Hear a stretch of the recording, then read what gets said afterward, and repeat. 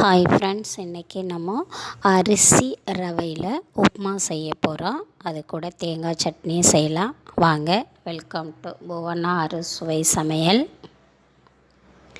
இப்போது நான் ஒரு கிளாஸ் அரிசி ரவை எடுத்து வச்சுருக்கேன். நம்ம பச்சரிசி எடுத்து நல்லா கழுவிட்டு அதை நம்ம நிழல்லே நல்லா காய விட்டு மிக்சியில் இதை மாதிரி ரவையாக நம்ம அடித்து எடுத்துக்கலாம். நம்ம மிக்சியில் அடிக்கும் போது நல்லா கொஞ்சம் சலித்து எடுத்துக்கணும்.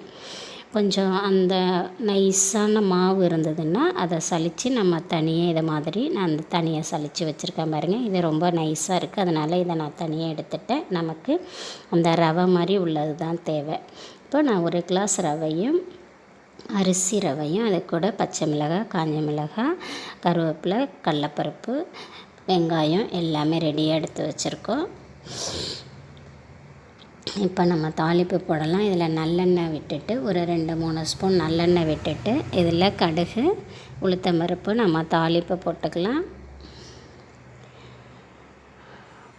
அது நல்லா வெடித்த பிறகு நம்ம கடலைப்பருப்பு ஒரு 2 ஸ்பூன் போட்டுக்கலாம். கடலைப்பருப்பும் நல்லா செவந்து வரட்டும். ஸ்டவ்வை சிம்லேயே வச்சுட்டு இது பண்ணலாம், இல்லைன்னா கரிஞ்சிரும். இப்போ நல்லா நமக்கு கடலைப்பருப்பு செவந்த பிறகு அது கூடவே கருவேப்பிலை சேர்த்துக்கலாம். கருவேப்பிலையும் நல்லா பொரியட்டும். அது கூடவே நம்ம வச்சுருக்க பச்சை மிளகாய், காஞ்ச மிளகாய், வெங்காயம் எல்லாமே சேர்த்து நம்ம இப்போ நல்லா வதக்கி எடுத்துக்கலாம். இதை நல்லா நம்ம எண்ணெயிலேயே நல்லா வதக்கிக்கலாம். இப்போ நான் ஒரு கிளாஸ் ரவைன்னா அதுக்கு 2 கிளாஸ் தண்ணி விடணும். நம்ம 1:2 தண்ணி விட்டு தண்ணியை நல்லா இப்போ கொதிக்க விட்டு எடுத்துக்கலாம். நான் 1க்கு 2 தண்ணி விடுறேன். இப்போ நம்ம இதுக்கு தேவையான அளவு உப்பு சேர்த்துக்கலாம். உப்பு சேர்த்துட்டு நல்லா கலந்துட்டு இதை அப்படியே இந்த தண்ணி கொதிக்கட்டும். கொதித்த பிறகு நம்ம ரவையை கொஞ்சமாக சேர்த்து அப்படியே நல்லா கிண்டிகிட்டே நம்ம வச்சுருக்க ரவையை சேர்த்துக்க வேண்டியதான். ஒரே இடத்துல கொட்டிட்டோம்னா அப்படியே அடி பிடிச்ச மாதிரி ஆகிடும், அதனால் கெட்டி பிடிக்கும். அதனால் கொஞ்சம் கொஞ்சமாக கொட்டி நம்ம அப்படியே கிண்டிகிட்டே அப்படியே இருக்கலாம் கொஞ்சம் நேரம். இப்போ நல்லா கிண்டி கலந்த பிறகு இதை அப்படியே நம்ம ஒரு மூடி போட்டு ஒரு 5 நிமிஷம் அப்படியே விட்டுடலாம். இது அப்படியே சிம்லேயே அப்படியே இருக்கட்டும். 5 நிமிஷம் சிம்லேயே மூடி போட்டு வச்சுருக்கேன். இப்போ பார்க்கலாம் பாருங்கள்.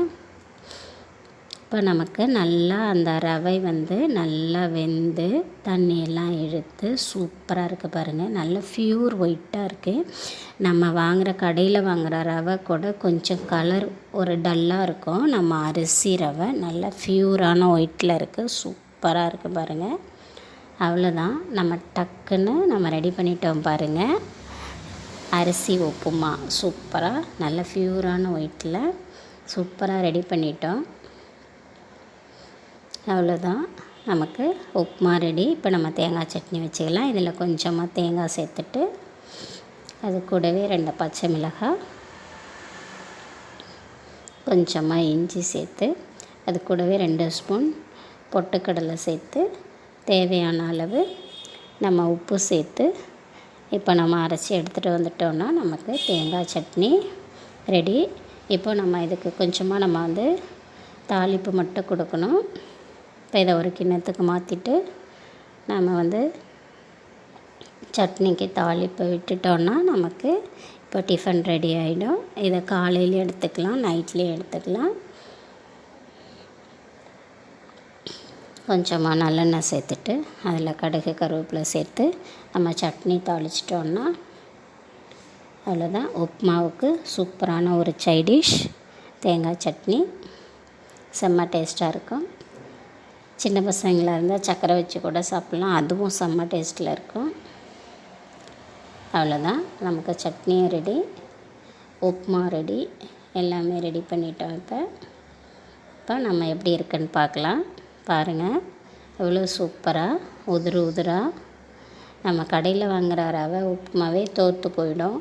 சூப்பரான சுவையில் அரிசி உப்புமா செஞ்சுருக்கோம் பாருங்கள். இது கூடவே தேங்காய் சட்னியும் வச்சு சாப்பிடும்போது செம்மையான அட்டகாசமான டேஸ்ட்டில் இருக்கும். எப்படி இருக்குன்னு பார்க்கலாம் பாருங்கள்.